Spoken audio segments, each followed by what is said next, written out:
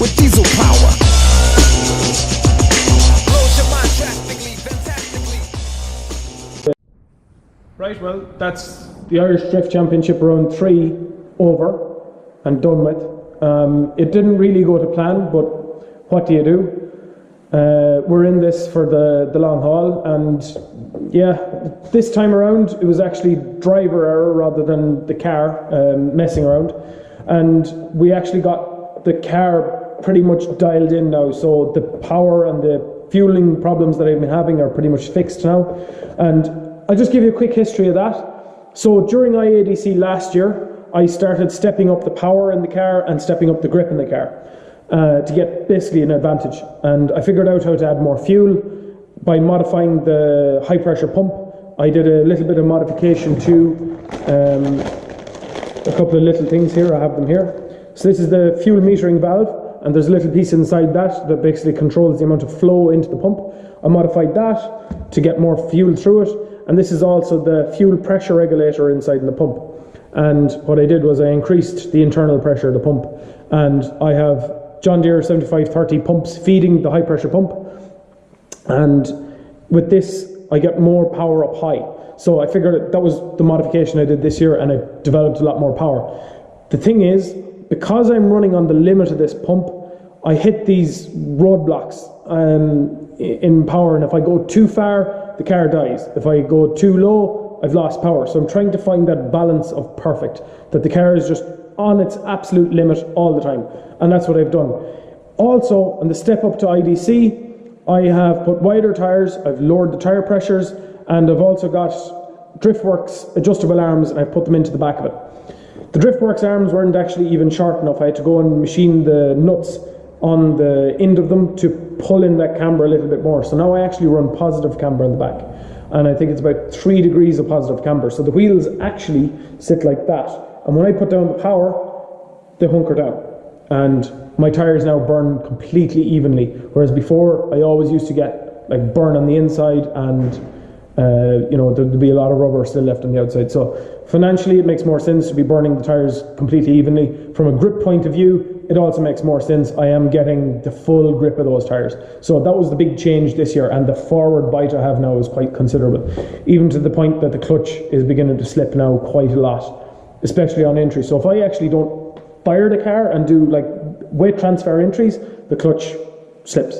So yeah, look, it's been an interesting weekend, and you'll get to see the screw-ups and, you know, the development I did on the software and the ECU to try and stabilize that duration, because I was worried about this event. The pull, that duration was so long. Like if you look at the track layout, like it's pretty much the standard IDC layout all the way through the clips, except from the first and second wall clips. We have to continue on and do an awful lot more track than we usually would have. And it went from a 30-second run to a 40-second run, which is significant extra pressure on the cars, especially in the heat. The heat was something else this weekend. But that aside, that was a serious amount of fun. It was probably the most relaxed I've been at an event ever, because the temperature, the warmth, it was just a lovely atmosphere in the place. So yeah, I was delighted to have been able to take part in this event. So yeah, I'm looking forward to round 4, that the car is now fixed. I just need to sort myself out, but here's what went on, and you get to see it.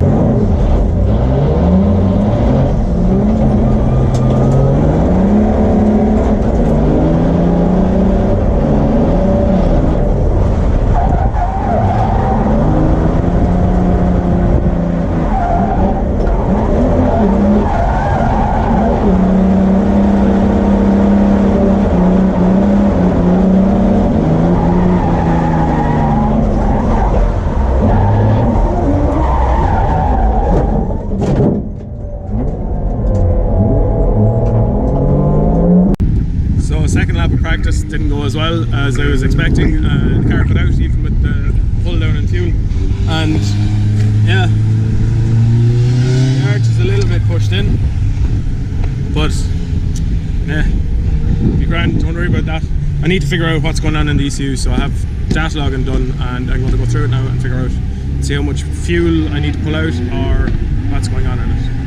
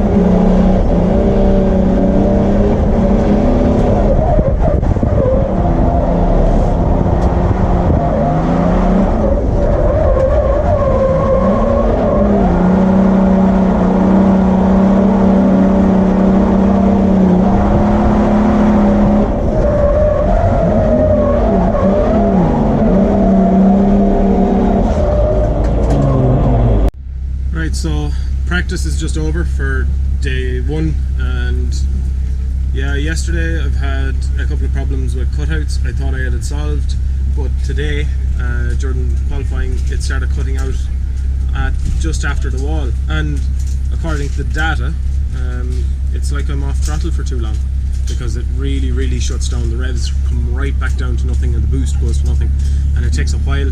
So that wasn't happening yesterday, and the duration of that was a lot longer today. I think it's because I'm going a lot faster into that clip, so I have to scrub off an awful lot more speed. So I've been looking at it, and hopefully I'm just after uploading a new map again to the ECU, and hopefully that should fix it. It's a new problem, and yeah, it's one I haven't seen before, so fingers crossed that I get it fixed. Looks like if the old problem fixed, but a new one crops up in its place. Yeah, the challenges that are. So qualifying is up next, and let's see how it does. On though to our next driver, who will be Kevin Kilgarriff. Kevin Kilgarriff, a man who has a very interesting role outside of drifting. He is a developer for self-driving car systems Monday to Friday, so this guy is working on the future of the automotive industry, and this car very silent out on track. Almost couldn't hear it coming down the straight. Yeah, good solid initiation by Kevin here. Nice outer line. Can he hold it here as he goes? Ooh, yeah. Car shuts down his moment. Car was giving trouble in practice earlier on, Eddie, as well, so maybe he's suffering from some mechanical difficulties. Yeah, but he's got it back online here now. I wonder, will the judges deem that to have been a loss of drift worthy of a 0, or will it be a run score? The rest of this run hooking up quite nicely for him. Absolutely. Really nice inside clipping point there as he goes out wide. The last corner here is a tricky one, Eddie, because you can kind of decide to go a little bit different in there if you want to, and go a little bit extreme in terms of angle as well. So interesting run. You are right though. Is that it's gonna certainly give him a major penalisation, I would assume. A 27 though coming through from the judges for Kevin Kilgarriff, so another driver early on with work to do. Absolutely, Eddie, and you could certainly see that that was as a result of that straighten.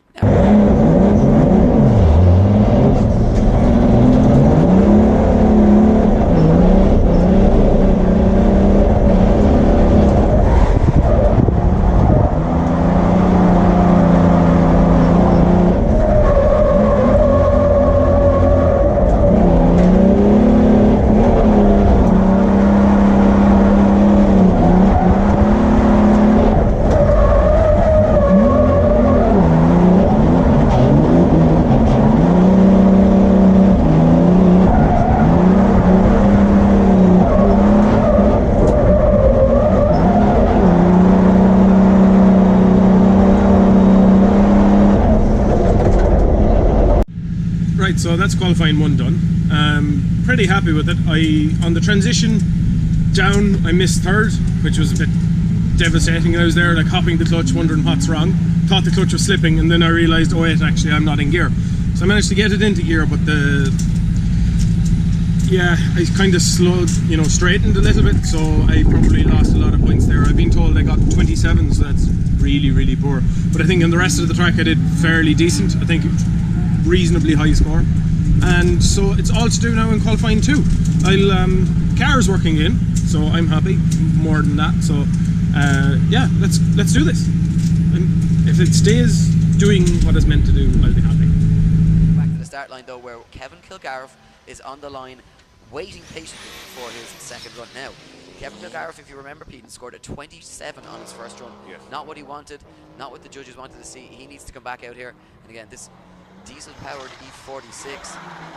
Fuel-efficient vehicle. Oh, there must be something wrong with it. He's straightening out there as he's pulling through, so there's a lot of power missing from that car, it looks like it. Let's see, can he continue through? Picking up the pace again here as he goes nice and wide out of that exit of the Lick ECU corner. Losing power again, Eddie, and he shuts it down. Yeah.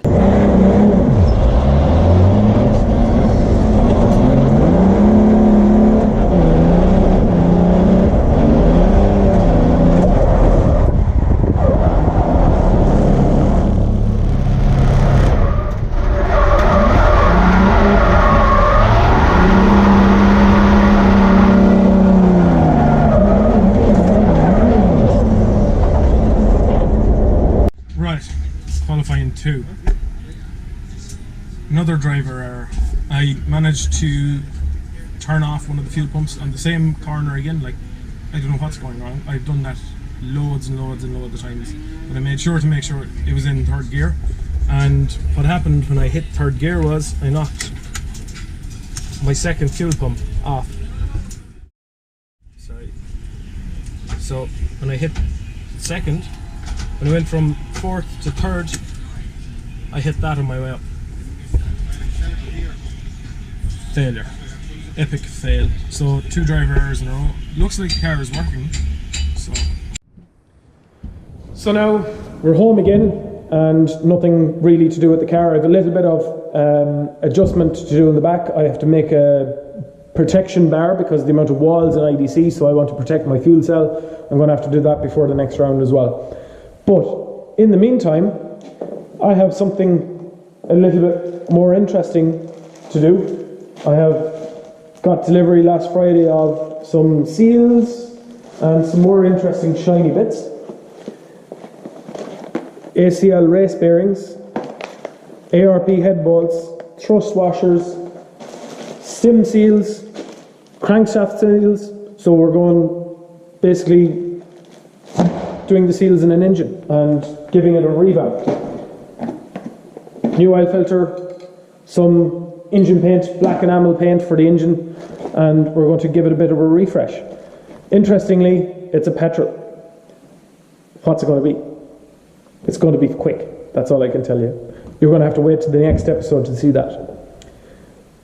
I also had a bit of a random occurrence. At 1 o'clock in the morning in Mondello Park, a Polish guy walked up to me and was chatting about my car and talking away. He couldn't believe that there was still a diesel competing in the Irish Drift Championship, and he has seen my car and he's like, "Oh my God, I have a present for you." And I'm pretty sure he works in Turbo Direct, so fair play to you. Thank you very much, dude. He walked up to me with these 2 cogs, these 2 gears, and he told me they were worn in my car. And he's right, turns out. So they are actually on the turbo controller. I run a variable geometry turbo, and the variable geometry is controlled by an electric actuator. And that's the worm gear inside it. And it is worn. So I'm also going to be replacing them. That's also coming up whenever I decide to take it out. I'm going to do them, but thank you very much, dude. Much appreciated. And yeah, the mad things and the mad people you talk to, like from being at an event, and you know, that was sound of them.